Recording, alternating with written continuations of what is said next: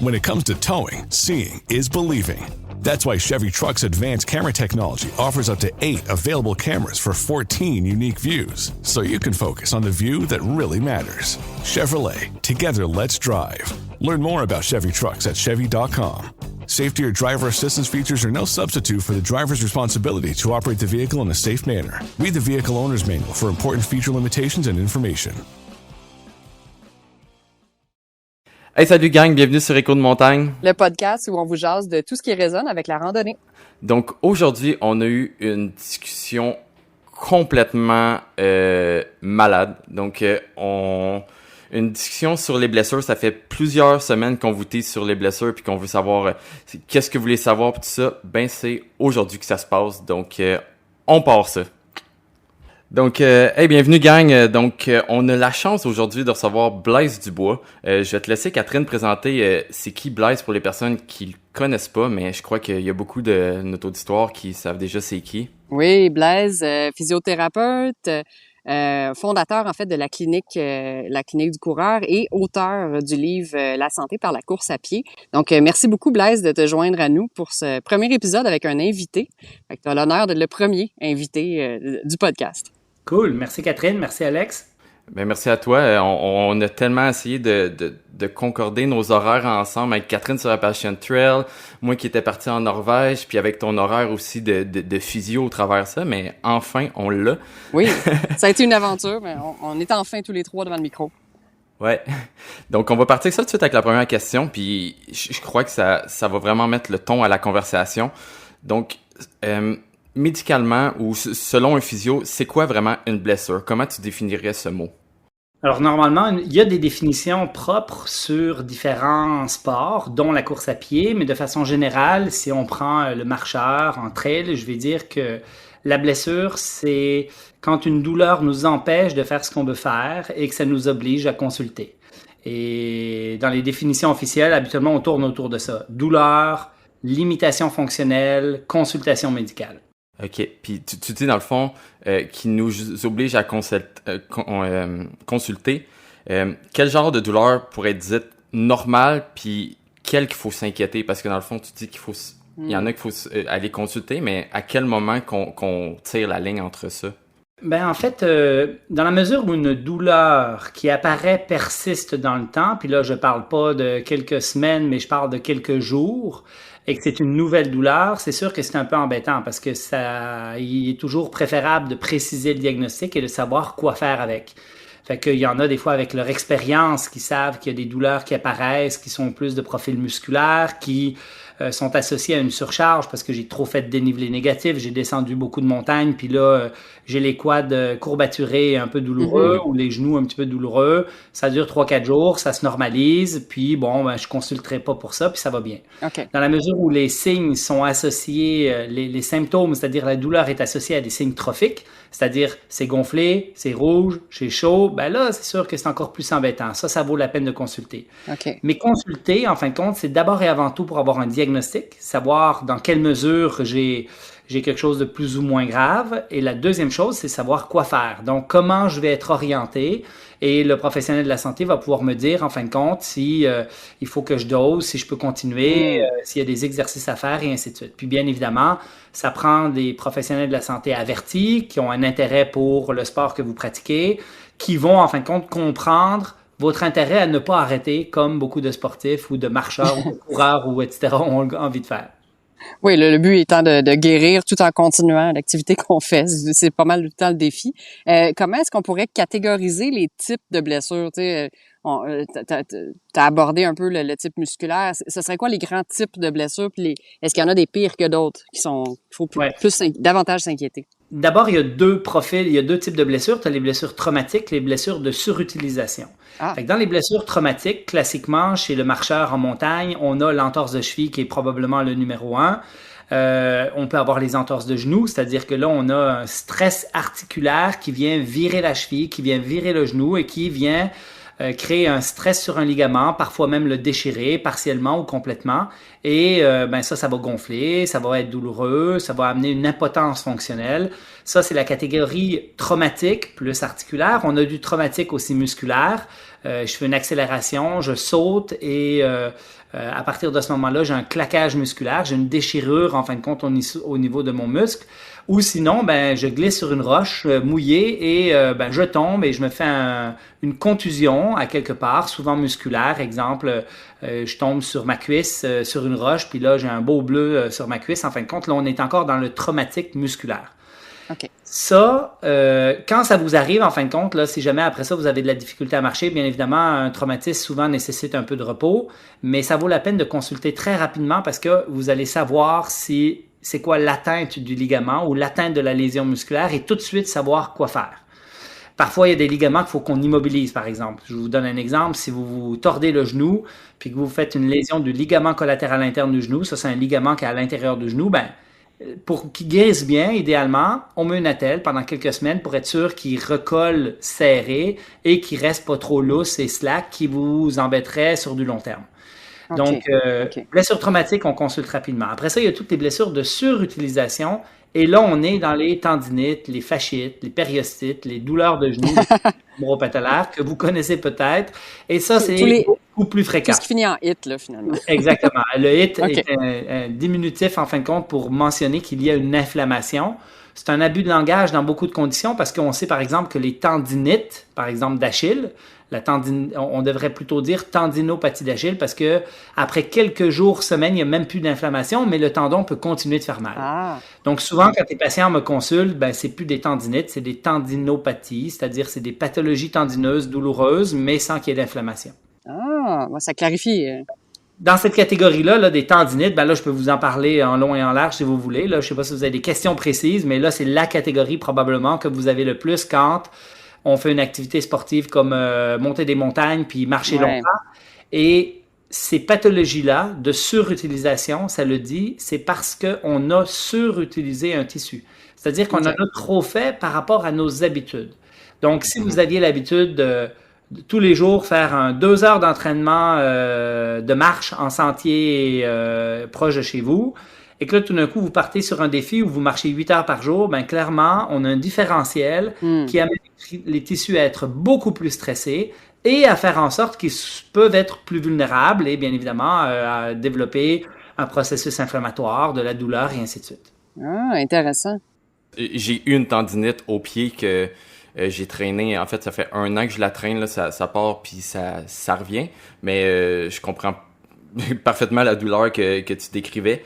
Mais heureusement, je suis capable de la contrôler. Puis souvent, quand mon corps se réchauffe, elle finit par disparaître au complet. Mais ça a été sur le coup, effectivement, un effort trop soutenu que j'avais...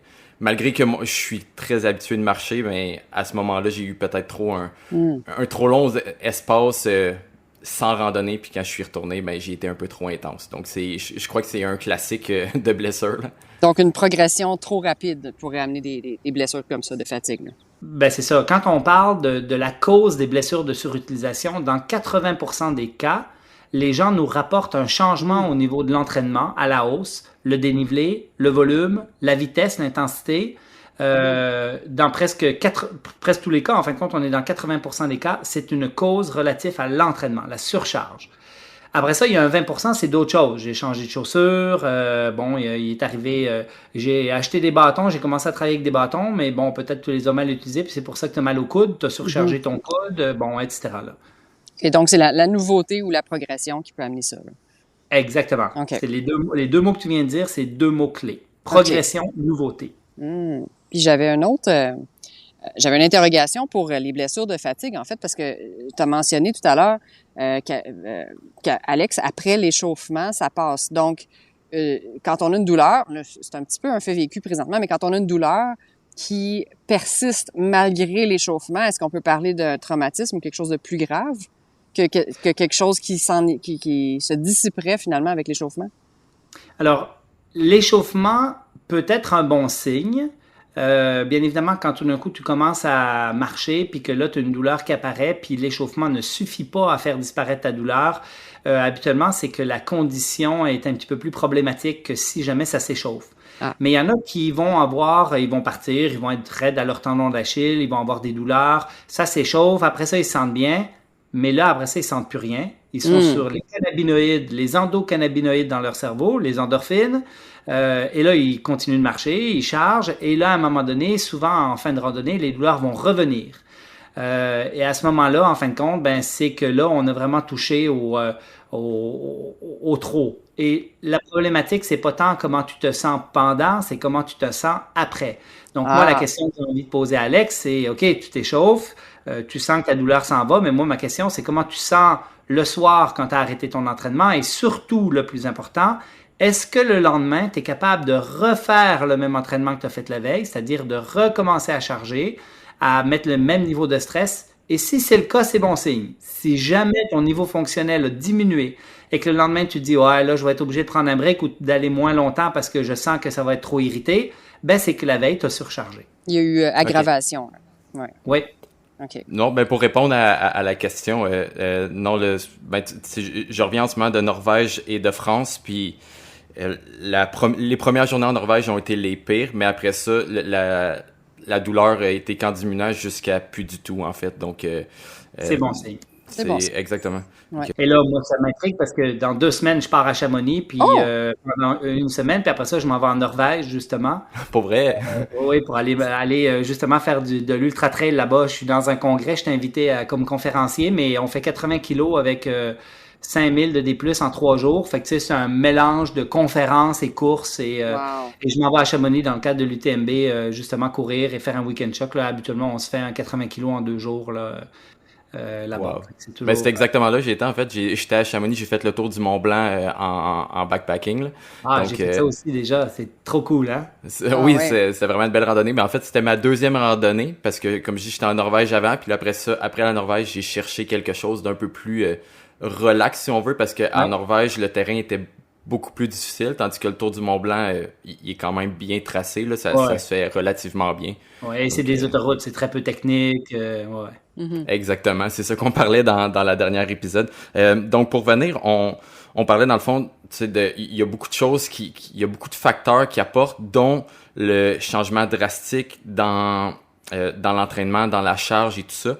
Donc, quelles seraient les manières de préparer notre corps à une longue randonnée? Donc, à ajouter avoir des distances plus longues et surtout des distances plus longues, mais répétées jour après jour avec une charge. Alors, tout est une question de quantification du stress mécanique. Ces 3 mots-là, faut les retenir, c'est vraiment important. Le dosage, et quand on parle de quantification du stress mécanique, le stress mécanique, c'est ton activité en fin de compte. C'est le dénivelé, le volume, l'intensité qui sont un peu les 3 paramètres si vous partez marcher qui vont avoir une influence. Donc, bien évidemment, si tu sais que tu vas faire, par exemple, le tour du Mont Blanc, qui est si tu fais le classique, là, un 170 km, admettons, et que toi, tu vas enchaîner ça en 6 jours, admettons, ben, il faut que tu saches que ça va faire à peu près tant de dénivelé, tant de volume par jour, et il faut que tu te prépares à ça. Et la pire chose qui peut arriver, c'est de dire, je suis en forme, je suis en santé, mon cœur va bien, puis là, je m'enligne, puis là, ben, tu vas réussir à le faire. Mais clairement, avec les dommages collatéraux de ton corps qu'on n'aura pas réussi à suivre au niveau mécanique. C'est-à-dire, tu peux être très fort au niveau physiologique, tu peux être en santé, tu peux être en forme, tu peux être fit, puis dire, ben moi, faire 40 km, c'est pas un problème d'un point de vue physiologique. Mais d'un point de vue mécanique, est-ce que tes tendons vont encaisser ces 3 jours-là? Fait que quand on se prépare, tu sais, puis moi, je cours un peu des trails longs, là, des 65, 75, 100 km en une fois. Fait que, tu sais, je me prépare aussi pour des événements très précis, mais qui sont très ponctuels. Et ce qu'on fait en ultra-trail, en fin de compte, qui peut être intéressant aussi, c'est de faire ce qu'on appelle des week-end shocks. Donc, par exemple, tu t'entraînes toute la semaine, tu es très régulier parce que la régularité dans la prévention des blessures, c'est un élément clé. Donc, si tu sais, par exemple, tu vas aller faire ton défi pendant 6 jours, l'Ultra Trail du Mont Blanc, faire le tour, il faut que tu te prépares à ça. Puis ça veut dire qu'il faut que tu fasses du dénivelé, du volume, de l'intensité un petit peu, tu sais, puis il faut surtout que tu aies une récurrence du stimuli qui crée des adaptations sur tes tendons et tes tissus. Et ça, là, le corps répond beaucoup mieux à des petits stress fréquents que des gros stress peu fréquents. Donc moi, j'ai tendance à dire à quelqu'un, tu veux te préparer pour un événement comme ça, tous les jours, il faut que tu ailles le marcher. Puis tous les jours, tu fais un petit parcours, puis ça peut être 30 minutes, ça peut être 1 heure, mais juste pour mettre un stress sur tes tissus. Sur un terrain qui serait similaire. Avec dans un monde idéal. Fait que là, ça, c'est la première chose. Idéalement, tu essaies de mimer le volume, le dénivelé, la technicité, un petit peu la vitesse à laquelle tu vas marcher quand tu vas le faire. Et jour après jour, tu encaisses pour que ton corps soit bien habitué à ça. Mais une fois de temps en temps, tu fais ce qu'on appelle des week-end shocks ou tu fais des week-ends de charge. Et là, il faut que tu testes ton matériel, il faut que tu testes ta nutrition, il faut que tu testes le poids de plus que tu portes dans ton sac à dos, il faut que tu testes les bâtons que tu n'as peut-être pas pris pendant ton 1 heure de marche, là, parce que tu es allé avec ton chien. Puis il faut que tu testes ton équipement, il faut que tu testes la peau de tes pieds, il faut que tu testes tes chaussures, il faut que tu testes tout ce qui va te suivre dans cet événement-là, dans ce défi-là. Et dans le Weekend Shock, tu sais, nous, on fait de la course, donc on teste nos souliers, on teste nos irritations dans laine, nos irritations au niveau de nos mamelons, tu sais, toute la réalité quand tu fais une longue sortie. Et le Weekend Shock, c'est de dire, tu sais, moi, quand je m'en vais à Chamonix dans 3 semaines, je vais faire un 30 kills une journée, je vais faire un 50 kills le lendemain. Puis je vais remettre le même short puis les mêmes affaires. Puis là, je sais que je vais être capable d'enchaîner ça. Et je vais découvrir mes facteurs limitants. Mais avant de faire ce week-end shock de 80 kilos, j'en ai fait un autre de 60, puis j'en ai fait un de 40, puis j'en ai fait un de 30, puis j'en ai fait un de 25. Fait que ça veut dire que progressivement, à toutes les 2, 3, 4 semaines, quand on fait de la course, souvent on va faire un week-end shock aux 4-5 semaines, mais si on fait de la marche, on peut en faire un peu plus souvent. Ça peut être toutes les 2 semaines, admettons, on part le week-end, puis on s'en va faire quelque chose. Puis là, je commence par des petites montagnes, puis du dénivelé modéré, puis si ça va bien, j'enchaîne, puis j'augmente mon niveau de stress. Et là, je teste mes facteurs limitants.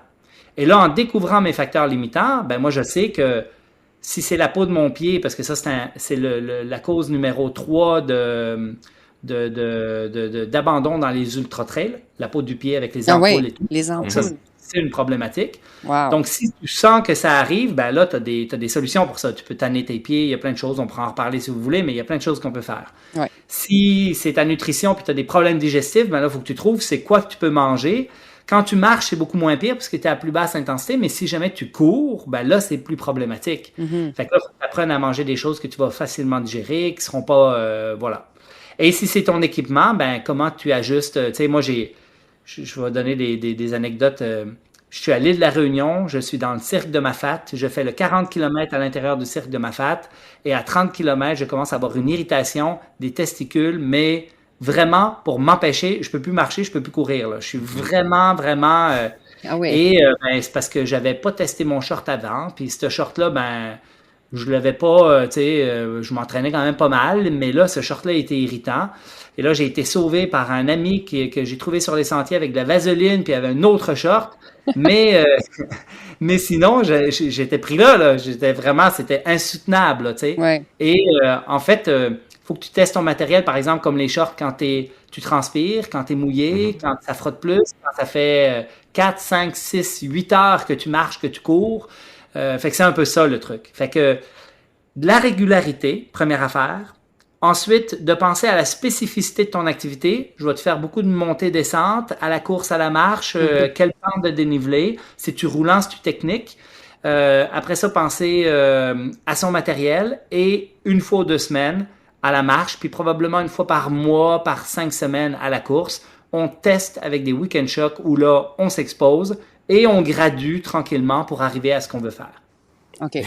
Juste une parenthèse là-dessus, je suis content Ouais, il y a beaucoup de choses, mais j'ai pris des notes. Mais je suis content de voir que je suis pas le seul qui s'est sauvé les testicules avec de la vaseline. Ça m'est arrivé la même chose en Écosse. Une des choses que je retiens beaucoup de ce que tu viens de dire, dans le fond, c'est...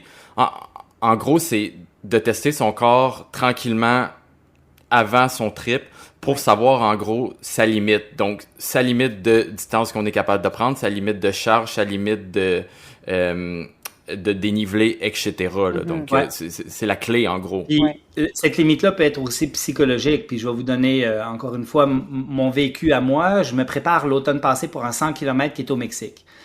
Et un 100 km qui prend beaucoup de temps. Tu sais, c'est en ligne droite, ça m'a pris 17 heures parce que j'ai eu plein de problèmes de surchauffe et de digestion et de plein d'affaires. Mais le point, en fin de compte, c'est que euh, j'ai perdu mon idée quand on disait, tu disais. Trouver sa limite Oui, trouver et sa limite qui est On parlait psychologique du parfois. psychologique, oui. C'est ça, tu sais. Moi, en fin de compte, là, mes limitations quand je fais de l'ultra-trail, parce que je suis très mauvais en ultra-trail, là. Tu sais, je suis un coureur initialement de courte distance, puis, mais j'adore justement partir dans la forêt longtemps, randonner, découvrir du territoire, fait que c'est ça qui me fait triper, mais je suis pas un compétiteur, je suis pas très bon. Et en fait, ma barrière, elle est très psychologique, c'est-à-dire que mon corps me fait mal après un certain temps. J'ai de la difficulté à tenir le rythme, j'ai de la difficulté à courir, puis même à marcher, là, tu sais, je marche, puis là, mon corps me fait mal, j'ai des douleurs qui sont générales, qui sont pas nécessairement des tendons, ou etc. Et ça, ben, bien évidemment, c'est à force de faire de l'activité, de s'exposer à ces distances-là, c'est-à-dire que moi, à l'entraînement, ben, je vais courir pendant 4 heures, puis à un moment donné 5, puis à un moment donné 6, puis à un moment donné 7, parce qu'il faut que j'aille toucher à ces zones-là qui sont très psychologiques autant que physiques. Fait que là, Catherine, elle fait l'Appalache Trail, tous les jours, elle enchaîne. T'enchaînes, Catherine, ou? Oui, en fait, c'est pas ma première longue randonnée, mais c'est 3500 kilomètres. Hein, donc, c'est difficile de se préparer à un tel volume, à part que de faire là, des semaines de randonnée, d'en faire beaucoup la fin de semaine. Mais étant donné que c'est un long parcours, on peut commencer, en fait, avec des petites distances. Je me suis pas lancé le premier jour en faisant 30 kilomètres. Là. Fait qu'il y a une progression à respecter dans ce genre de projet-là, qui est peut-être pas présent dans la course à pied. Dans la course à pied, on est déjà prêt quand on commence, on la fait la distance. Là, c'est jour après jour après jour, donc on peut prendre chaque jour séparément puis commencer avec un petit volume. Ouais. Puis au niveau de la progression, ça, c'était une question que j'avais qui est vraiment plus spécifique à la randonnée. J'ai entendu dire, puis c'est peut-être un mythe, là, qu'il faut éviter d'augmenter de plus de 10% par semaine la distance lorsqu'on fait un grand projet comme ça. Évidemment, c'est un chiffre en l'air. J'imagine que ça dépend. Ouais. Ça dépend beaucoup de la personne. Mais en fait, le pire, c'est que ça vient de la course, ce 10%-là. Il y a quelques études qui avaient proposé le 10% de plus d'augmentation de volume par semaine à la course. Et après ça, depuis, là, on a à peu près une dizaine d'études quasiment qui ont essayé de valider ce chiffre-là, puis personne n'est capable. En fait, les études montrent qu'il y en a qui répondent à 5, à 15, à 20. C'est très variable, c'est très individuel. Donc, ce chiffre-là veut pas dire grand-chose, mais c'est un guide global. Quand je donne des conférences grand public sur la course à pied, je parle du 10% de plus par semaine. Mais en marche, tu peux certainement aller beaucoup plus haut que le 10%. Surtout dans le début de ta pratique, c'est-à-dire quand tout d'un coup tu marches pas des grosses quantités. Parce que si tu montes de 10% de plus ton volume, là, t'en as pour un méchant bout. Ça va être long. Fait que tu sais, puis il y a des règles comme ça qu'on donne, par exemple, pour les coureurs de marathon, mais quand on parle de marche puis qu'on parle de plusieurs heures, il n'y a plus de règles, là, tu sais. OK. C'est moins traumatisant pour le corps aussi, là. Il y a moins de choc. Ça, c'est l'autre chose aussi. C'est que là, quand on parle de randonnée, c'est beaucoup moins traumatisant pour le corps que de la course à pied. Donc, oui, effectivement, ça nous permet d'augmenter un peu plus vite les volumes, etc. Excellent. Je fais un lien avec ce que tu disais tantôt, dans le fond.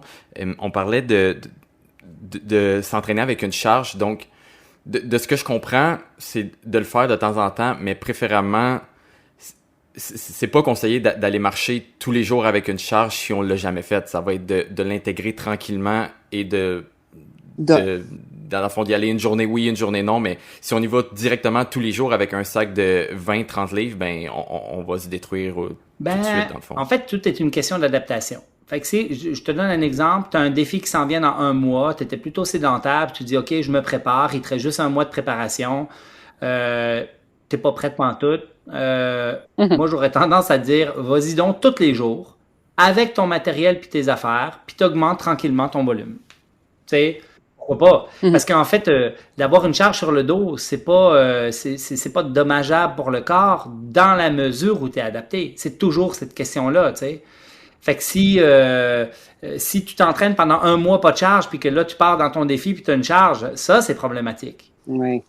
Si tout d'un coup, tu as des journées dans ta semaine où tu dis, OK, aujourd'hui, je ne prendrai pas ma charge, mais je vais aller plus vite, je vais un peu courir à l'intérieur de ma marche, admettons, je vais aller faire du dénivelé un petit peu plus tough, puis je vais m'essouffler parce que je vais travailler aujourd'hui un peu mon VO2 puis ma forme physique, ben ça peut être correct.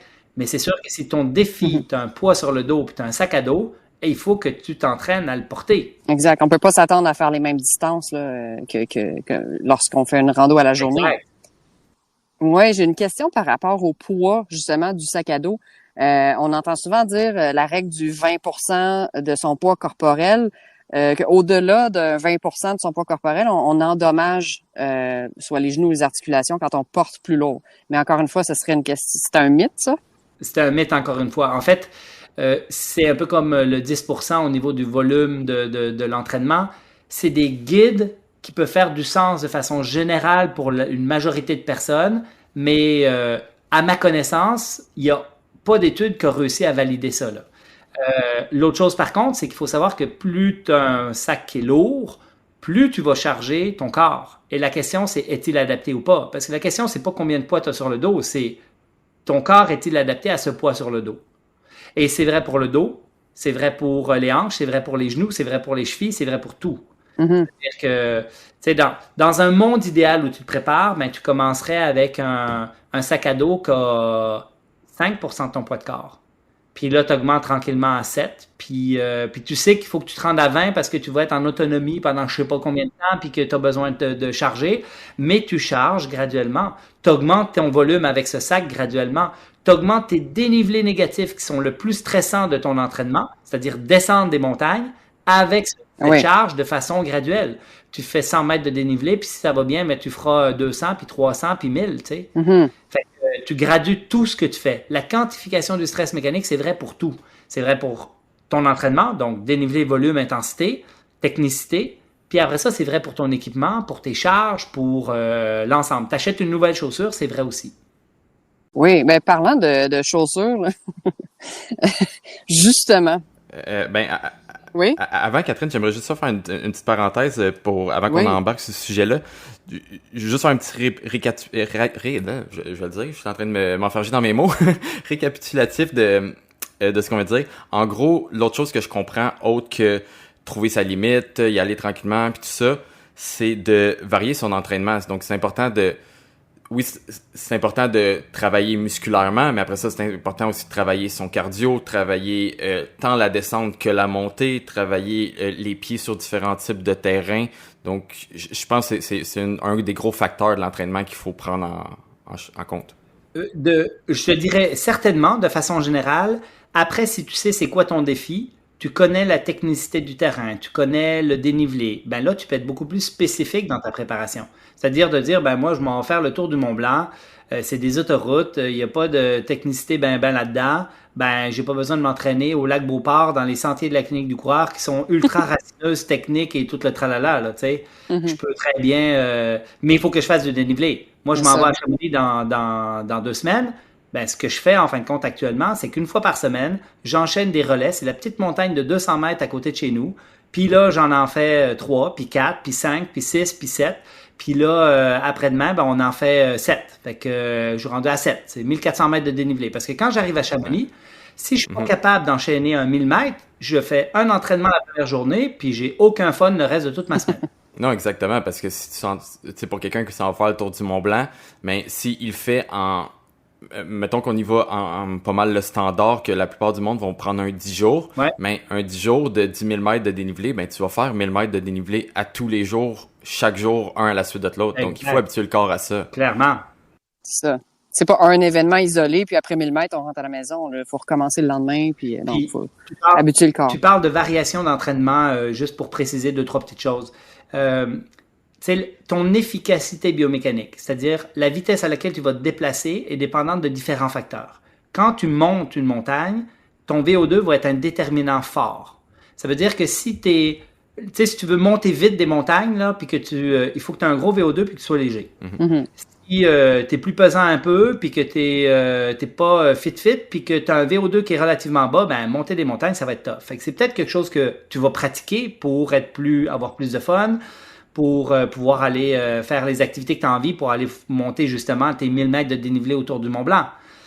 Quand tu descends, tes facteurs limitants, c'est beaucoup plus ta tolérance mécanique. C'est tes quadriceps qui enchaînent. Si tu marches, c'est beaucoup le jambier antérieur avec le pied qui freine la descente. Et ça peut amener des pathologies si tu n'es pas prête. Tu te fais une problématique de releveur de pied, un syndrome fémoro-patellaire parce que tu as trop descendu, une bandelette iliotibiale, ben ton voyage il est fini, là. C'est ça qui est plate, là. Il y a des pathologies où tu vas rentrer chez toi, là, tu ne seras pas capable de continuer, là. Fait que c'est sûr que te préparer et t'entraîner adéquatement, c'est aussi garantir que tu aies plus de fun quand tu vas arriver dans ton défi puis dans ce que tu as envie de réaliser, là. Mm-hmm. Et puis, je parle aussi brièvement de technicité. Si tu sais que tu es dans une place où c'est très technique, puis que tu n'as jamais été dans la technicité, ben, tu ne seras pas efficace à avancer. Ça va te coûter une énergie folle à regarder où tu mets tu vas arriver dans la fin de journée, tu vas être complètement brûlé parce que tu n'as jamais été dans la technicité. Mm-hmm. Donc, vivre la technicité d'un terrain que tu vas vivre dans ton défi, c'est clairement quelque chose à pratiquer. Ouais, puis je pense qu'on est chanceux pour ça, au Québec, là, on a des terrains quand même assez techniques. Là. Si tu veux pratiquer un sentier technique au Québec, on est quand même assez gâtés là-dessus, je crois. Ouais, on est très gâtés côté Racine et Roche. Ouais. Effectivement. J'écoutais des entrevues avec, je fais une petite parenthèse sur le Ultra Trail, là, mais mettons des Mathieu Blanchard ou du monde de l'Ultra Trail qui s'entraînent au Québec, puis ils disaient que c'était quasiment un avantage pour eux de s'entraîner au Québec parce qu'ils allaient justement comme sur un tour du Mont Blanc, mais pour eux ça devenait quasiment comme un jeu d'enfant parce que le terrain il y a tellement de grosses différences là. Ouais, exactement. Les trails, les ultra-trails qui sont un peu techniques, comme au Québec, là, on a l'île de la Réunion qui est réputée comme étant très technique. En 2019, on est toute une gang de Québécois à avoir été là-bas là, pour faire la course, pour faire une des 3 courses. Et les Québécois ont été très performants parce que sur la technicité, pour nous, c'était tout à fait correct et acceptable. Et ça ressemblait à ce qu'on dit ici. Là. Ouais, l'île de la Réunion que je vais aller un jour. Oui. Donc, Catherine, tu t'allais suivre en fait sur les chaussures. On va y aller là-dessus. Ben oui, on parlait d'adaptation. Puis j'ai bien entendu là que évidemment faut s'entraîner, mais il faut aussi s'entraîner avec le matériel, puis bien connaître son matériel qui peut évidemment endommager notre corps si c'est mal choisi ou si c'est mal adapté. Donc, nos pieds, en fait, c'est notre outil le plus précieux en longue randonnée. Les chaussures ou les bottes. Donc ça, c'est la question qui tue. Je pense que j'ouvre un gros débat là en randonnée. Parce que les chaussures de course en sentier sont de plus en plus populaires sur les sentiers de longue randonnée. On voit de moins en moins de bottes, mais il y a une petite reprise, il y a une petite tendance au retour à la botte. Donc j'aimerais t'entendre là-dessus, ouais. Blaise.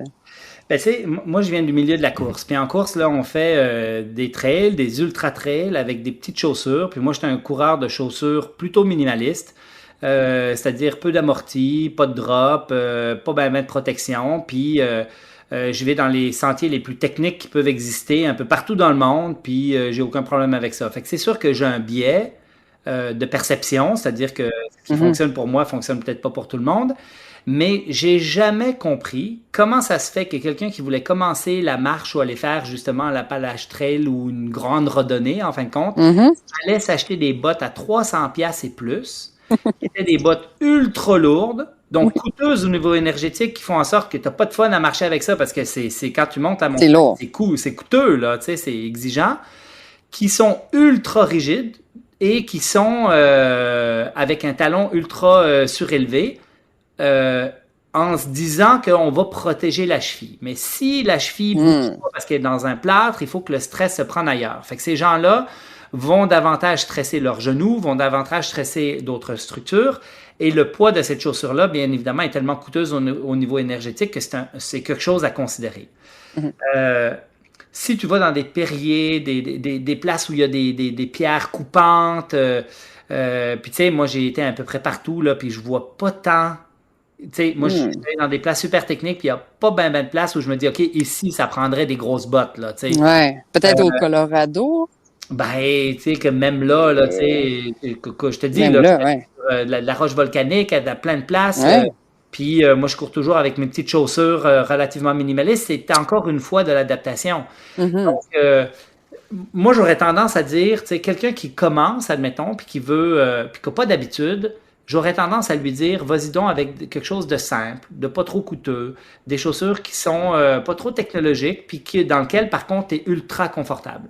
Oui. Et là, bien évidemment, si tu marches pendant 3000 km, bien évidemment, il faut que ça soit relativement durable et que ces chaussures-là, tu te flaronnent, là. Tu sais, c'est un peu ça aussi l'autre affaire.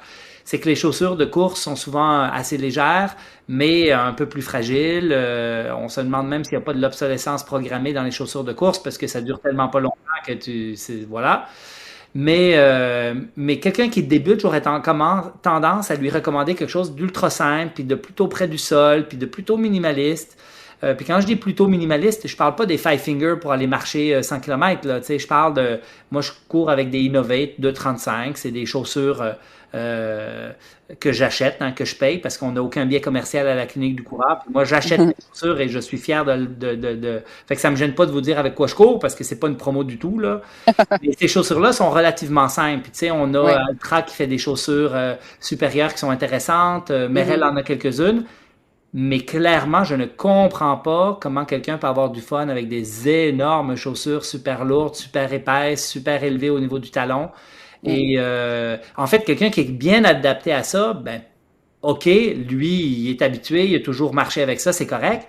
Mais celui qui commence, c'est quand même beaucoup plus difficile d'être confortable à la marche et même dans le confort général dans ce type de chaussures-là que dans des chaussures beaucoup plus simples près du sol qui sont souvent des chaussures de course. Mais je pense que ça revient à ce qu'on disait dans le fond. Quelqu'un qui a toujours marché avec des bottes, ça serait quasiment une mauvaise idée d'y faire changer du jour au lendemain pour quelque chose d'autre. Si tu es confortable là-dedans puis tu as toujours marché avec ça puis tu fais tes 20 km, 30 km par jour, peu importe la distance que tu fais, puis que ça fonctionne, ben si c'est ça ta formule gagnante, ben reste avec ça, tu sais.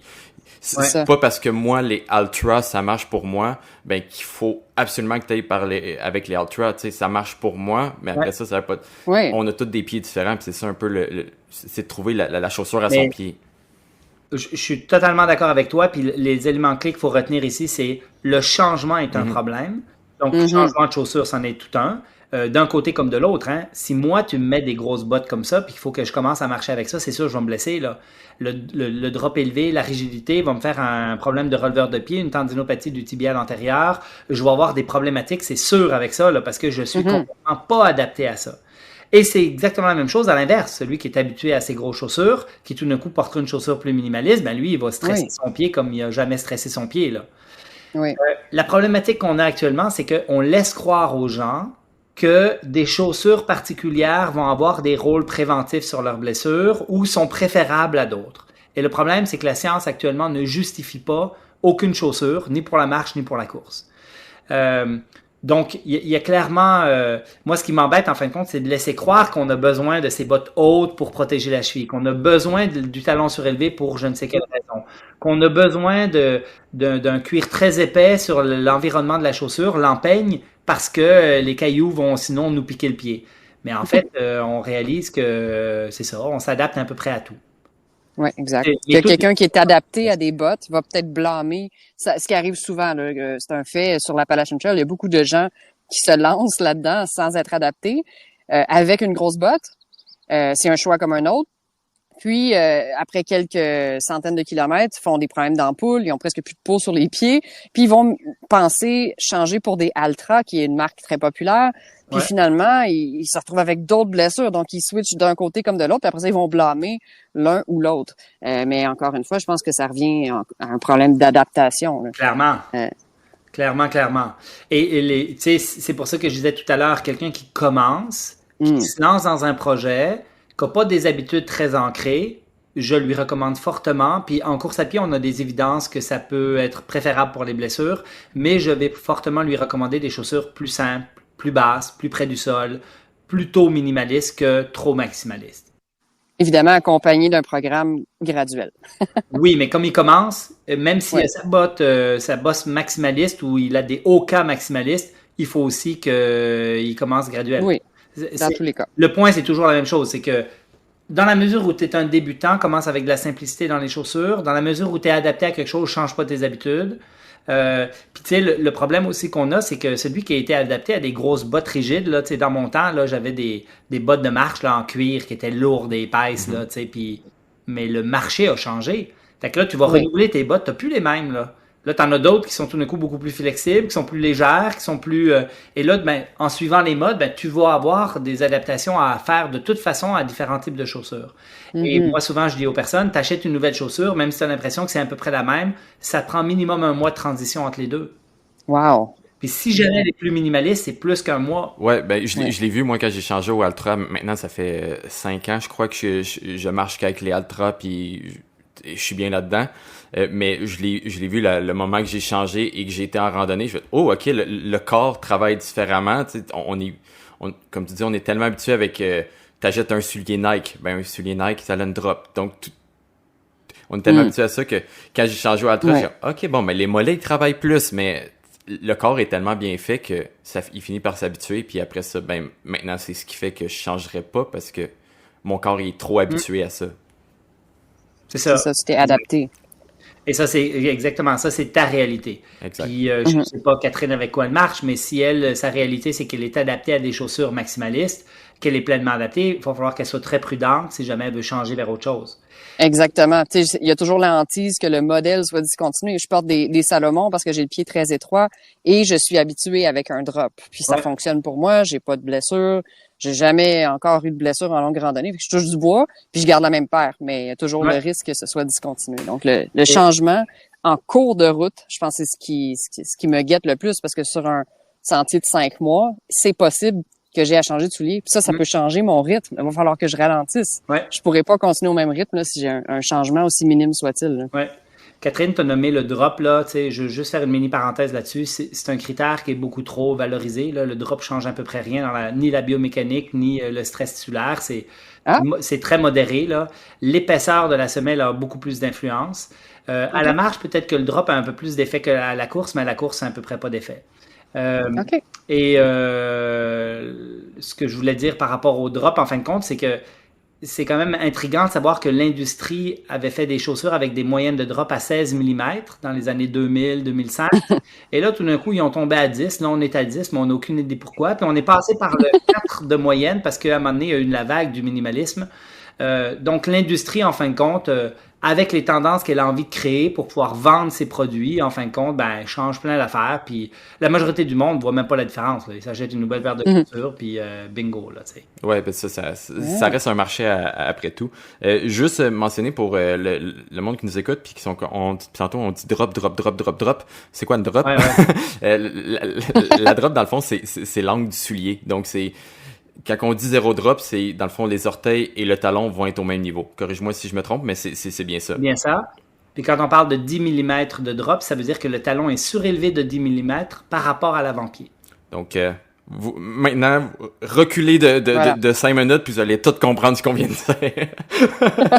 Puis, tu sais, encore une fois, le drop a très peu d'influence. Moi, je pense que les deux critères clés par rapport à la marche en montagne, c'est l'épaisseur de la semelle, parce qu'en plus aussi, plus c'est épais, plus tu as de chances de tomber en bas de ta cheville, en bas de ta chaussure et de te faire une entorse de cheville. Donc, d'être plus proche du sol peut avoir un certain avantage. Le deuxième, c'est la flexibilité de la chaussure. Quand tu es dans de la technique avec des racines, si tu as une chaussure rigide, tu vas un peu plus protéger ton pied. Flexible, il va être plus stressé, il va être plus engagé. Et là, ça veut dire que si tout d'un coup, tu avais l'habitude d'avoir des chaussures que tu n'arrivais pas beaucoup à plier, qui étaient très rigides, mais du jour au lendemain, tu t'achètes des chaussures qui sont très flexibles, exemple les Altra supérieures, je sais pas Alex que tu portes, mais admettons, ben c'est sûr que si elle a beaucoup de flexibilité, tu viens stresser ton pied beaucoup plus. Donc, il faut le calculer. Ouais, ben c'est vraiment un bon point que tu mentionnes parce que tu sais, j'ai mentionné plus tôt ma blessure que je m'étais faite quand j'étais faire la traversée de l'Islande du nord au sud. Puis, comme je dis, je commence à le mettre beaucoup sur la faute du soulier parce que mon corps il était quand même habitué à des longues distances tout ça, mais à ce moment-là, j'ai toujours pris les Altra Long Peak. Puis pour ce sentier-là, je me suis dit, hey, tu sais, c'est quand même un long sentier, 400 km, je vais changer au supérieur. Mais les supérieurs sont plus épais que les Long Peak. Donc, à chaque fois que j'y repense, je pense que c'est le facteur qui a fait que mon pied a pas aimé ça, puis qui a peut-être créé une tendinite. Donc, c'est mon petit facteur que je mets en cause, peut-être. C'est quand même intéressant de savoir que dans l'inconscient collectif ou le conscient collectif, tout le monde pense que si tu augmentes tes distances, il faut que tu augmentes ton amorti, ton épaisseur, la grosseur de ta chaussure. C'est la même chose en course à pied. Hein. Tu sais, moi, j'étais un coureur de cours. Là, je faisais du 800 mètres sur la piste, à un moment donné, du 5-10 km sur route. Puis à un moment donné, je monte à l'ultra-trail, puis on me dit, ouais, mais là, si tu cours du marathon, ça te prend plus d'amorti. Ah. Si tu cours de l'ultra-trail, ça te prend plus d'amorti. C'est comme dans l'inconscient que si tu fais plus long, c'est plus stressant, donc tu as besoin de plus d'amorti et plus d'épaisseur et plus de grosseur de chaussures. Et il n'y a aucune étude actuellement qui supporte ça. En fait, tout est question d'habitude. Ouais.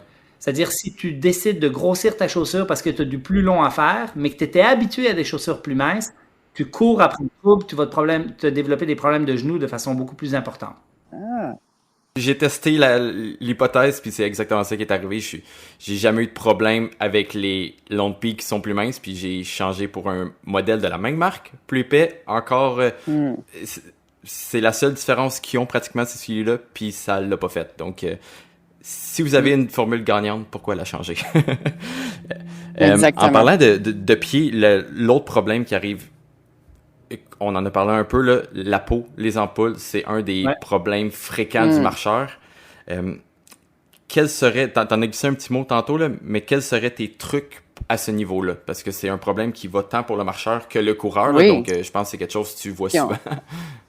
Ouais. On parlait d'abandons de courses qui sont dus aux ampoules, mais je vous garantis qu'il y a des abandons carrément de l'Appalachian Trail ou de sentiers de longue randonnée dus aux ampoules. Les gens abandonnent carrément le projet à cause des ampoules récurrentes. Ouais. Donc, on aimerait t'entendre à ce sujet. Ben, il y a deux choses. Il y a la tolérance et la capacité de la peau à tolérer de la friction. Ça, c'est la première chose. Puis il y a des manières d'augmenter sa tolérance, sa friction, etc. Puis après ça, il y a, ça on va parler de mode d'adaptation. Donc, si je veux augmenter la tolérance de mon pied, par exemple, ben, je peux être plus souvent pieds nus chez nous. Je peux augmenter mon niveau de stress en marchant plus longtemps à l'entraînement pour me préparer, ce qui me permet, en fin de compte, d'augmenter ma tolérance au niveau de la peau de mes pieds. C'est, par exemple, aller marcher sans bas. Fait que tu mets pas de bas, puis tu es dans ton soulier, mais là, bien évidemment, tu n'as pas la protection du bas qui va te empêcher cette irritation. Tout ça, c'est des méthodes pour augmenter la tolérance de la peau du pied. C'est-à-dire, si ça frotte un petit peu, tu sais, une ampoule, ça se fait parce que ça frotte trop par rapport à tes habitudes sur une peau qui est trop fragile par rapport à tes habitudes. Mais quand tu t'entraînes avec une chaussure, que tu deviens adapté à cette chaussure-là, à un moment donné, ben, ta peau elle s'épaissit, ta peau s'adapte de la même manière que les tendons, les muscles s'adaptent. Et il y a même des manières d'accélérer ce processus d'adaptation qui est le tannage de la peau, puis je vous en parle dans un instant. Okay? De l'autre côté, tu sais que tu t'enlignes sur un défi qui est beaucoup plus long que prévu. Tu t'es entraîné, tu t'es préparé, mais là, tout d'un coup, pendant 3 jours, tu dis, OK, là, je vais faire 50 km par jour, puis là, ça va être vraiment long, puis ça va être vraiment difficile, puis je suis pas pleinement adapté à ça. Ben, à partir de ce moment-là, tu tombes pas dans le mode « je veux adapter ma peau », tu tombes dans le mode « je veux la protéger ». Fait que là, tu mets pas un bas, tu en mets 2 bas. Tu mets de la vaseline sur les zones ou de la crème anti-frottement sur les zones de friction. Tu t'assures d'avoir un confort optimal dans ta chaussure. Tous ces petits trucs-là, en fin de compte, sont dans le mode de protection. Fait que c'est toujours cette dualité entre est-ce que je veux adapter ma peau ou est-ce que je veux la protéger.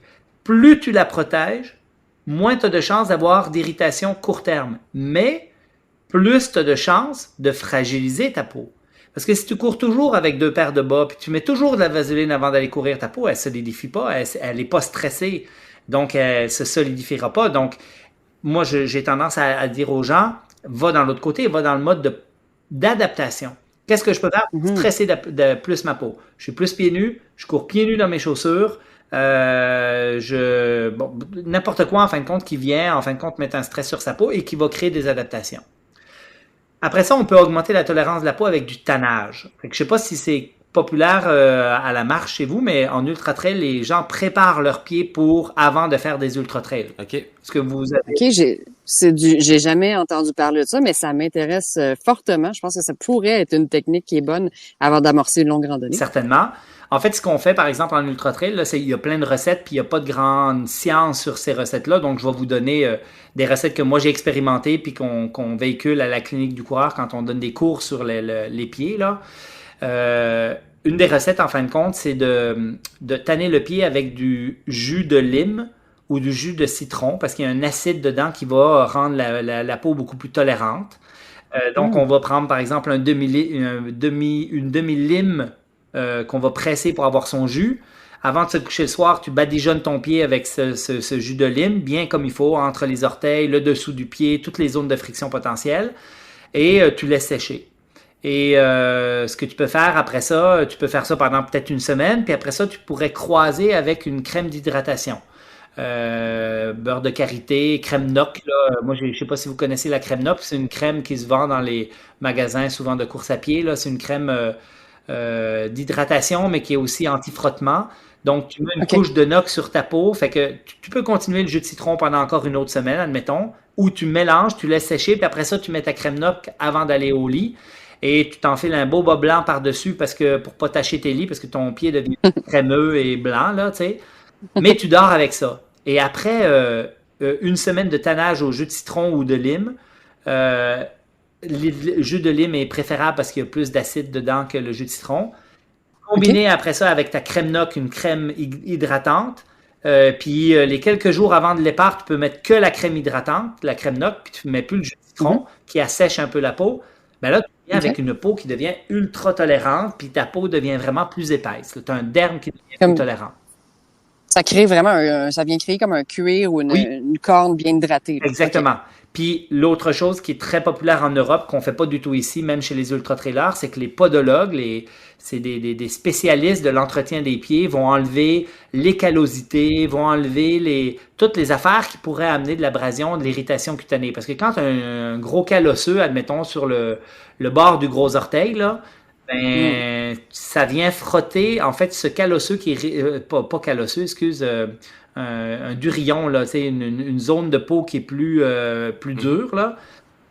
Tu peux la faire frotter sur les tissus sous-jacents puis devenir très irrité en dessous même de ça. Puis il y en a qui arrêtent à cause de ça. Fait que souvent, on va les poncer, on va entretenir le pied, on va bien l'hydrater, on va le tanner. Puis là, quand tu pars dans ton défi, ben, on a un pied qui est en santé avec une peau qui est résistante et solide. Mm-hmm. Avec pas trop de cornes qui dépassent pour créer une pression. Exactement.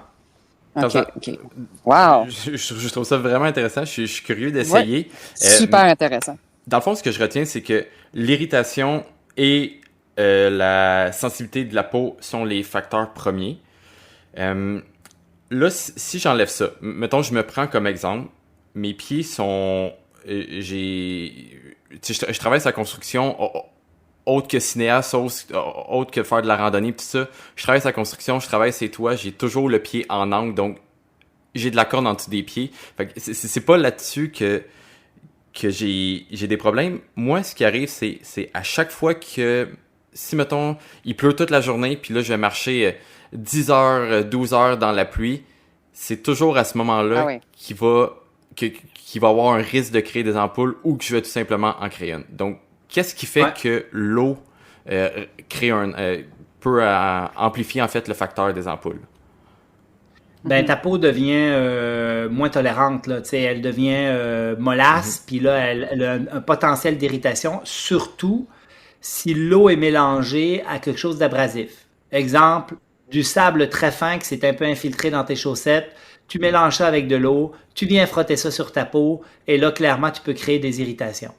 Mais moi, je redonne encore mon paradoxe, là. Adaptation versus protection.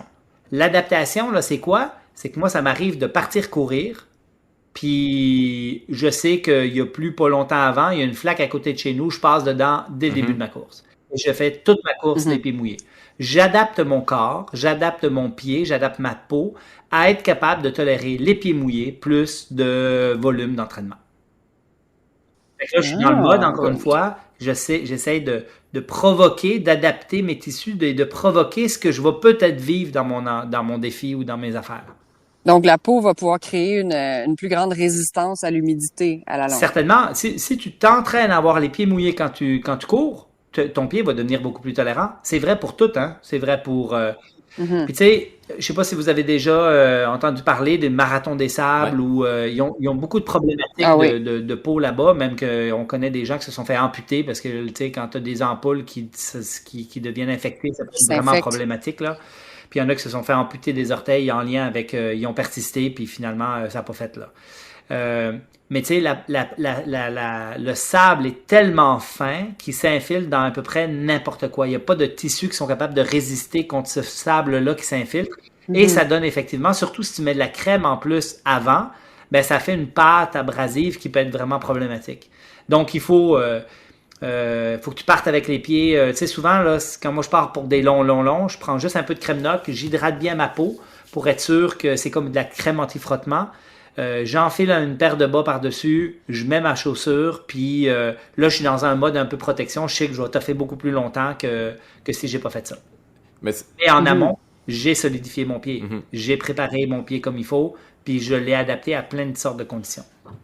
Ben, je pense que ça peut être une bonne routine aussi à avoir le soir dans la tente. En tout cas, moi, c'est une routine que j'ai. Je pense, Catherine aussi, le soin des pieds rendu le soir dans la tente ou au campement, c'est vraiment une chose qui à ne pas négliger. Donc, tu sais, de nettoyer le pied pour pas commencer la journée le lendemain avec du sable ou des peu importe.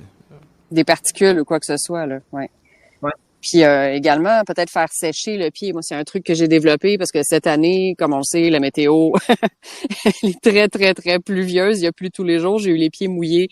Je pense que j'ai eu les pieds secs 2 jours depuis le début, avant que j'entre au Vermont, là. C'est-à-dire la main, les 2 premiers états, j'ai eu les pieds mouillés tous les jours. Donc, je prenais soin, en fait, à la mi-journée. Je prends toujours une petite pause pour le midi, prendre un lunch, s'arrêter, prendre un petit moment. Et j'enlevais, même si j'allais remettre, je savais que j'allais remettre mes bas mouillés, mes souliers mouillés, mais j'enlevais mes bas, je laissais sécher la peau de mes pieds dans un refuge, puis je remettais mes bas une fois que la peau, elle avait séché. Puis j'ai l'impression que ça a aidé mon pied à s'habituer à l'humidité. Certainement. J'ai envie de faire un gros cercle par rapport à tout ce qu'on a fait. Donc là, on a parlé un peu de la préparation, de tout le genre de blessures qu'on peut avoir et tout ça. Mais ça va arriver un moment donné, on va marcher. Ça reste souvent, on part pour 5-10 jours ou dans le cas de Catherine, 5 mois. Donc, ça peut pas toujours bien aller. On va avoir des courbatures, on va avoir des inflammations, on va avoir des douleurs. À quel moment il faut se dire « OK, là, c'est trop » ou à quel moment qu'on peut se dire « OK, là, c'est seulement une douleur musculaire » ou là, si je finis juste ma soirée, je prends un Advil pour enlever l'inflammation, puis demain, il y aura plus de problème. Où est-ce qu'on tranche la ligne? Je sais qu'on en a parlé un peu au début, mais maintenant qu'on a parlé de tout ça, on peut vraiment revenir là-dessus puis en parler un peu mieux, je crois. Ouais, là, tu m'ouvres une porte que je peux pas résister. Vas-y. Là, tu peux parler d'Advil. Ouais, je veux rentrer dans le sujet, moi aussi. Ouais. Il faut que je te parle de ça parce qu'en fait, on sait actuellement que l'inflammation dans un tissu est nécessaire à sa réparation. Okay.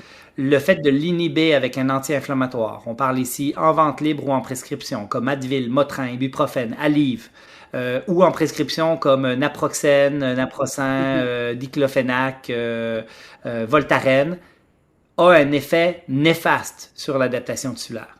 Fait que quand on prend un Advil pour continuer, il faut savoir qu'on empêche les adaptations optimales et qu'on augmente la probabilité d'avoir une récidive ou d'avoir un tissu qui va mal cicatriser, qui va être plus à risque de se refaire mal après. Et je vous donne des études vraiment intéressantes. Tu mets un stress exemple, tu descends une côte de façon rapide, à 100 mètres de dénivelé à fond, tu casses du muscle, tu es bien raqué le lendemain, puis tu fais 2 groupes. Il y en a un groupe, il prend des anti-inflammatoires, l'autre groupe, il prend pas d'anti-inflammatoires. Ben, celui qui a pris des anti-inflammatoires, il va être beaucoup moins raqué. Il va être moins courbaturé. Mais quand 2 semaines après, tu refais la même activité avec le même niveau de stress, parce qu'il ne s'est pas adapté, il va être autant courbaturé que l'autre initialement. Mais l'autre groupe qui n'avait pas pris d'Advil, ils ont été plus courbaturés, bien évidemment, mais 2 semaines après, quand ils remettent le même stress, ils sont quasiment plus. Parce qu'ils se sont adaptés avec la courbature au stress mécanique et les microprocessus inflammatoires ont créé des adaptations, ont solidifié le muscle, les tendons, etc. Tandis que le groupe qui a pris des anti-inflammatoires n'a pas eu cette adaptation-là. Fait que moi, je mets toujours en garde. Puis là, il faut savoir aussi, là, quand t'es jeune, puis c'est habituellement un peu moins dangereux, mais on tue à peu près 16 000 personnes aux États-Unis à chaque année avec les anti-inflammatoires. Il y a plein de saignements gastriques, de problématiques de santé, et surtout, si c'est combiné à des sports d'endurance. Tu fais un marathon, tu fais des ultra-trails, les anti-inflammatoires tuent des gens à chaque année. Parce que tu augmentes le risque de faire de l'hyponatrémie, tu augmentes le risque de faire de la rhabdomyolyse et plein d'autres conditions complexes. Donc, Mon guide, ma recommandation, et sur lequel je vais être extrêmement clair, c'est de ne pas prendre d'anti-inflammatoires quand vous faites des sports d'endurance comme des longues randonnées, etc. Et si jamais vous avez un tissu, admettons, qui est vraiment irrité, inflammé, vous pourriez toujours essayer peut-être les anti-inflammatoires topiques, comme le Voltaren en crème. On ne sait pas trop si ça fonctionne ou pas. Si jamais ça fonctionne, ça a un effet anti-inflammatoire qui est néfaste pour le tissu, mais au moins qui ne vous tuera pas avec une problématique rénale ou d'estomac secondaire à la prise de l'anti-inflammatoire. Il s'en consomme beaucoup, beaucoup trop actuellement. Il s'en prescrit aussi par les médecins, les physios et autres, beaucoup, beaucoup trop. Donc, je fais une parenthèse là-dessus. Sur les sentiers longue randonnée, c'est carrément, on appelle ça la vitamine I, la vitamine I, ibuprofène. C'est incroyable comment c'est répandu, comme à quel point les randonneurs se ravitaillent en Advil à chaque ville et se nourrissent de ça à chaque jour. Ils se détruisent carrément le système digestif, puis j'ai l'impression que ça les aide pas non plus à se remettre de leurs blessures. Puis, c'est ça l'affaire, c'est que si ça te permet, si jamais c'est tes Olympiques à toi, c'est la fin de ta vie, c'est tu fais ton Appalache pendant 10 jours, puis après ça, ben, tu t'es off pendant 2 ans, ben, tu vas être peut-être correct, là, tu sais. Mais si jamais tu veux persister dans le sport, tu veux faire sur le long terme tes activités, avoir des tissus qui sont fragilisés par la prise d'anti-inflammatoires, qui développent des nodules tendineux, qui développent des malguérisons, c'est vraiment pas optimal. Et il faut savoir que quand tu es irrité, quand tu as de la douleur, c'est un signe que ton corps t'envoie pour que tu doses ton activité. Fait que normalement, c'est parce que tu en as trop fait. Fait que là, je veux répondre à la question d'Alex, là, initialement, c'est quand que je sais que je continue ou que je continue pas. D'abord, si tu as des signes trophiques, c'est gonflé, c'est rouge, c'est chaud, ben, puis c'est souvent que le gonflement qu'on observe, là, ça, c'est pas un bon signe. Ton genou est gonflé, l'avant de ta cheville est gonflé pour les problèmes de releveur, qui est un classique chez les marcheurs. Ça, c'est problématique et ça, il faut doser. Fait que dans un monde idéal, tu dis, OK, je vais être obligé de me reposer 2 jours, de reporter encore un peu, puis après ça, je vais recommencer un petit peu plus doucement. Si jamais ton genou a fait une synovite puis que là, il est gonflé, ben, ça va peut-être prendre plus que 2 jours, mais il va falloir quand même que tu doses et que tu y ailles mollo. Et si jamais tu prenais des anti-inflammatoires parce que tu dis, écoute, moi, je veux vraiment finir mon périple, puis après ça, je vais me reposer pendant 1 an, puis je m'en fous du reste, puis je suis prête, ben là, en fin de compte, si jamais tu prends des anti-inflammatoires pour cette condition-là, faut juste t'assurer, en fin de compte, de ne pas te permettre de surcharger parce que tu as pris des anti-inflammatoires, parce que là, tu vas courir après d'autres problématiques. Non, parce qu'on se sent pas, j'ai l'impression, on sent pas la douleur, donc on peut l'aggraver. Ben, effectivement. Puis là, après ça, je sais pas, moi, si ça te permet de faire ton 25 km, mais que normalement, tu en fais 15, ben, c'est tes autres tissus qui vont en souffrir aussi, là, tu sais, c'est l'ensemble de ta mécanique, là, tu sais, fait que, encore une fois, là, le corps est intelligent, il nous envoie des messages, et ces messages, normalement, il faudrait les écouter. Parfois, on peut passer par-dessus. Si tu es capable de passer par-dessus sans médication, ben, tu peux te dire, OK, tu sais, je sais pas, moi, mon tendon d'Achille commence à être douloureux. Puis là, tu dis, OK, je vais continuer mon périple, puis je vais voir comment ça va, puis tu sens que ça s'améliore une journée après l'autre. Tu as un peu moins de dénivelé positif les journées qui suivent. Bingo, c'est parfait. Je vais faire un peu moins de volume, un peu moins de D+, puis là, je vais continuer mon affaire et je vois comment je vais. Puis là, la question, c'est pas toujours quel type de douleur, quel type de tissu. C'est si tu n'as aucun gonflement signe trophique et que ta douleur est là quand tu fais ton activité, mais qu'elle n'est pas pire après, puis que le lendemain, tu es capable d'enchaîner puis d'en faire autant, voire plus, tu es correct. Tu peux continuer. Tout va dans le fond, il faut écouter notre corps. T'sais, notre corps, c'est une machine tellement bien construite, c'est juste... Effectivement. Il nous envoie des signaux, donc c'est des respecter. Là. Oui. La douleur, c'est un langage, en fait, du corps. Donc, il faut apprendre à l'écouter, apprendre à vivre avec une certaine douleur, parce que ça fait mal à tous les jours, c'est normal, mais de reconnaître les signes là où il faut ralentir ou s'arrêter ou prendre une pause. Je dirais une affaire, tu sais, quand tu dis ton corps, il te fait mal, quand c'est la masse musculaire qui te fait mal, en lien avec une surcharge de volume ou de dénivelé, tu sais que le muscle a un très haut métabolisme. En l'espace de 2-3 jours, il va récupérer et il va se repositionner, il va se refaire assez vite. Puis souvent, c'est pas un problème. Fait que quand tes douleurs sont de profil musculaire, si c'est pas un claquage, là, genre la douleur est apparue vive et subitement, là, si jamais c'est des douleurs plus de courbature ou etc., normalement, tu peux enchaîner. Mhm. Puis si les courbatures sont vraiment trop importantes, ben tu vas avoir de la misère à enchaîner parce que ça fait trop mal, tu sais. Moi, j'ai déjà été courbaturé, c'était impossible de courir, là, tu sais, j'étais trop courbaturé. Mais si tes courbatures et tes douleurs sont modérées, puis tu es capable de repartir le lendemain, habituellement, c'est pas un problème. Quand tu as mal au niveau d'une articulation, c'est ton genou, c'est ta cheville qui fait mal, là, il faut être un petit peu plus prudent. On va doser un petit peu plus. Quand c'est un tendon ou un fascia, le dessous du pied, ou le tendon d'Achille, ou le tendon rotulien, à ce moment-là, il faut être aussi plus prudent. Puis il faut s'assurer que son évolution soit favorable. Je trouve ça vraiment intéressant parce que ça me fait penser à une phrase qui se dit souvent en longue randonnée, puis c'est par rapport beaucoup au musculaire. On dit souvent que la deuxième journée est la pire. Parce que la première, tu commences, t'es fresh. Fait que là, tu pousses les kilomètres, tout ça, ça va bien. Tu sens pas encore les courbatures. Mais la deuxième est souvent la pire parce que là, tu récupères du jour avant. Mais après ça, plus que t'avances, ben, comme je dis, le corps est tellement bien fait que ton corps va finir par, tu sais, il va s'habituer aux courbatures puis il va comprendre que, bon, ben, ma vie pour les prochains jours, c'est de marcher. Puis si t'as habitué ton corps déjà à le faire, ben, il va suivre, là. Mais là, on parle vraiment de... Avec des on parle courbatures vraiment de musculaire, modérées. là. Exact. Mais tu as raison, mais Oui. moi, je vais te challenger. Je vais dire, mais pourquoi tu ne te prépares pas pour ne pas avoir tes courbatures la première journée? Parce que, en fait, c'est que si tu étais bien préparé, puis 1 ou 2 semaines avant ton périple, tu as fait un petit week-end choc, là, tu sais, puis tu as été testé un petit peu, puis tu as fait du dénivelé négatif, ben, quand tu vas arriver ta première journée, tu n'auras rien, là. Ou sinon, ça va être des petites courbatures très subtiles. Puis la deuxième non plus. Puis moi, ce que je te proposerais même, c'est de dire, dans ta planif, pourquoi tu fais pas 10 kills la première, 12 kills la deuxième, 15 kills la troisième, puis après ça, tu monteras à 20 puis à 25, tu sais, pour y aller de façon très graduelle, puis comme ça, ton corps s'adapte au fur et à mesure. T'es pas obligé de souffrir pour être adapté, en fin de compte. On sait que la courbature va créer des adaptations qui vont réduire les courbatures subséquentes.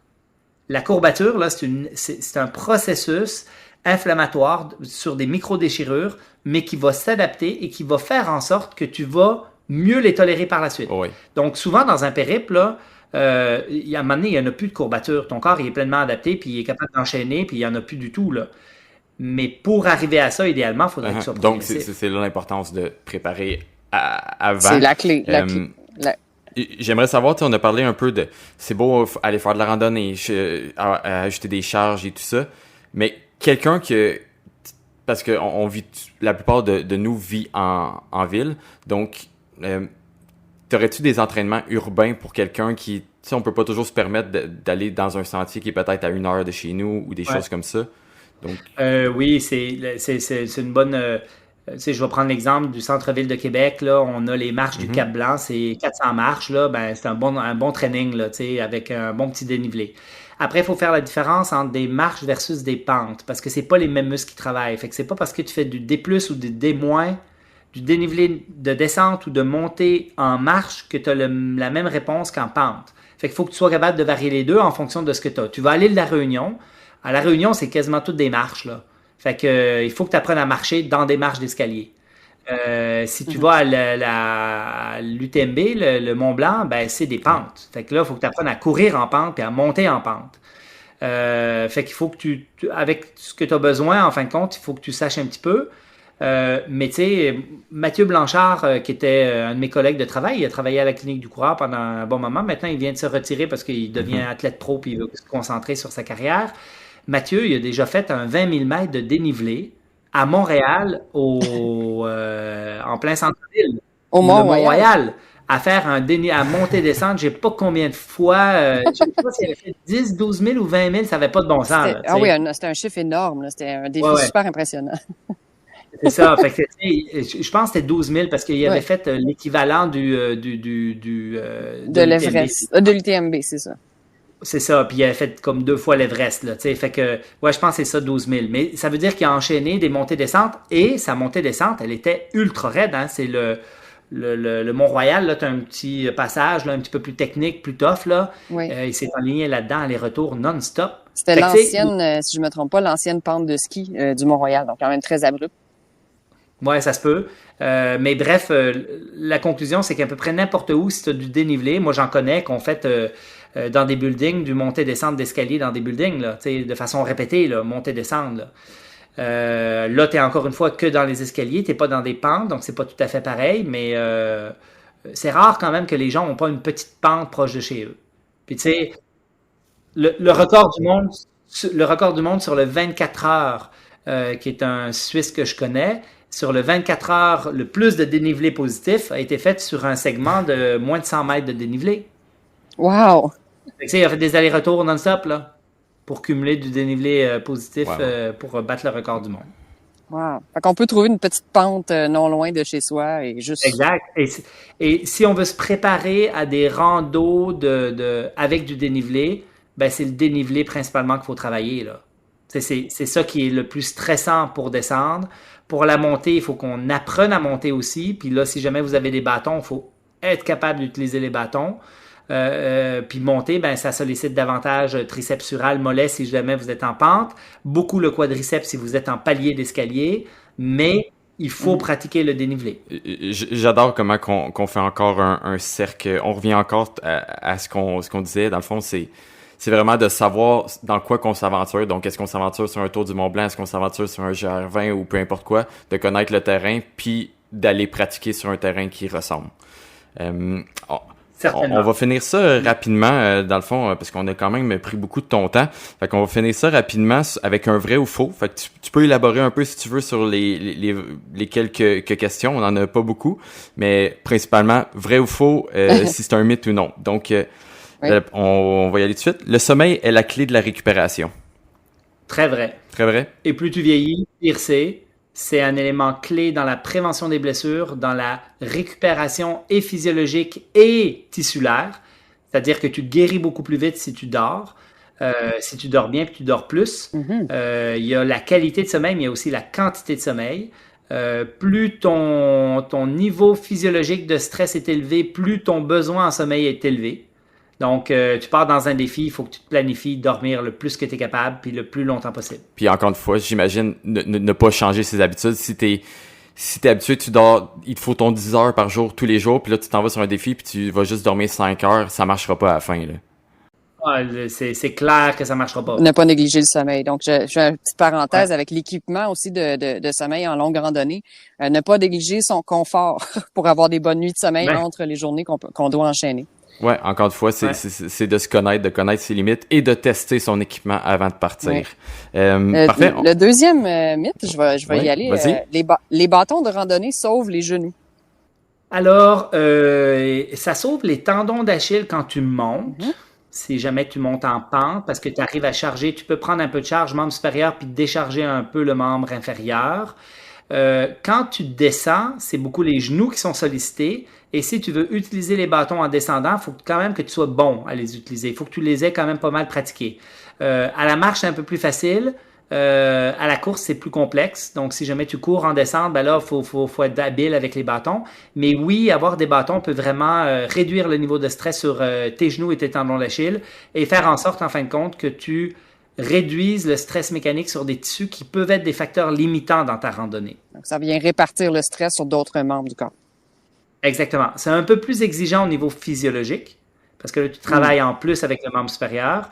Donc, il faut que tu le supportes. Tu sais, si par exemple, tu montes une côte avec les bâtons, ben, tu décharges un peu ta mécanique membre inférieur, mais tu augmentes un peu le stress physiologique. Donc, il faut quand même tu aies du cardio, là. Puis après, monter avec des bâtons, ça s'entraîne aussi parce que si tu n'as jamais fait de bâton, puis à un moment donné, tu fais un 1000 mètres de dénivelé et tu dis, je vais prendre les bâtons, tu vas t'irriter le coude, là. Tu vas te faire une tendinopathie du triceps brachial, là. Ouais, ça prend des triceps. Ouais. Puis, t'en as parlé, ça paraît aussi beaucoup sur l'énergie parce que là, il n'y a plus juste les jambes qui travaillent. Donc, les calories, il faut qu'ils suivent aussi. Là, les bras vont travailler aussi. Donc, c'est bien de s'alimenter comme il faut au travers ça. Oui. Exactement. Puis tu sais, quand on parle d'augmentation de l'exigence physiologique, ça veut dire potentiellement suer plus. Il faut gérer ça comme il faut. Ça veut dire brûler plus de cartouches au niveau énergétique. Donc, même si tu décharges mécaniquement tes tissus, ben, tu as un coût de l'autre côté qu'il faut que tu calcules. Bien dit. Excellent. Donc, prochain, on doit s'étirer avant la randonnée. Absolument pas. On s'étire même pas avant de courir, ça sert absolument à rien. Si jamais ça te fait du bien le soir quand tu arrives dans ta tente ou que tu veux, t'es voyons pas au ravito, mais Au campement. le chalet, le campement, merci. Puis que ça te fait du bien, tu peux. Ça change rien aux courbatures. OK. Fausse croyance aussi, là, tu sais, s'étirer change absolument rien au fait d'être raqué. Ça change rien non plus sur la prévention des blessures, ça change rien sur la performance. Donc, on a surévalué l'effet du stretching et s'étirer juste avant, ça sert à pas grand-chose, surtout si tu marches. Même quand tu cours, on s'étire plus. En fait, ce qu'on fait, c'est que quand on va, si admettons tu veux courir, ben tu commences par marcher tranquille, tu marches un peu plus vite, tu jogues tranquille, puis à un moment donné, tu jogues un peu plus vite et tu vas graduellement vers l'exigence de ce que tu as Donc, c'est besoin. plus, Fait que quand tu pars en randonnée de marche, tu n'as surtout pas Ouais. besoin de donc c'est plus Wow. d'échauffer le corps et non de l'étirer. Oui, exactement. Puis quand on parle d'échauffer, ben s'échauffer pour aller marcher, c'est assez simple, tu marches. Exact. Et voilà. Donc, on fait juste commencer notre journée, finalement. Exactement. Prochain vrai ou faux, la génétique a un gros impact sur nos performances. Oui, effectivement. En fait, c'est le facteur clé. La génétique, c'est la tolérance mécanique. C'est je vais-tu faire des crampes ou pas après tant d'heures de course. C'est mon VO2, ma capacité à... c'est aussi ma génétique. Je suis-tu biologiquement vulnérable aux blessures ou pas tant? Fait que la génétique là, va avoir une influence énorme. OK. Mais tu peux rien faire avec ta génétique. Fait que arrête de penser à ta génétique puis de t'en soucier, tu peux rien faire. La génétique, il y a une autre affaire, c'est quand on parle de génétique de performance, il y a la génétique du VO2 par exemple. Tu sais, j'ai-tu un bon cardio ou pas? Ben, la génétique va te faire partir à quelque part. Mais la génétique est aussi un déterminant sur combien je vais pouvoir m'améliorer. Il y en a qui sont high responder, donc ils partent avec des VO2 qui sont pas très bons, mais ils ont une génétique d'amélioration qui est élevée. Fait qu'ils vont pouvoir s'améliorer beaucoup. Et d'autres qui ont des génétiques où ils ont des VO2 très élevés, ils sont super naturellement en forme, même s'ils ne font pas grand-chose.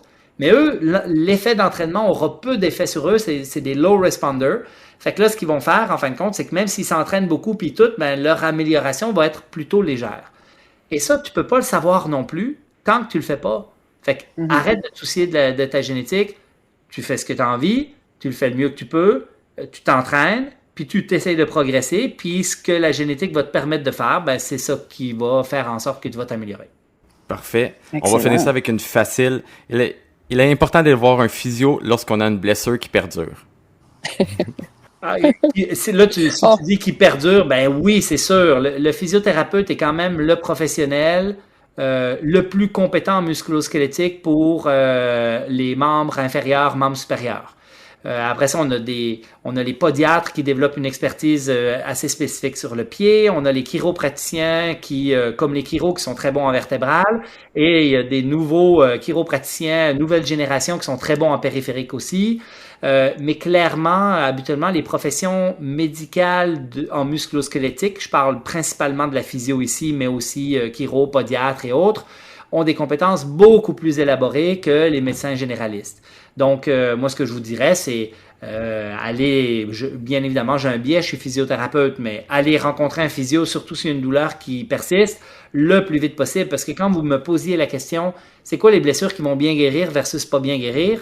C'est pas tant la blessure, c'est pas tant où elle est, c'est pas tant son nom, c'est depuis combien de temps tu l'as.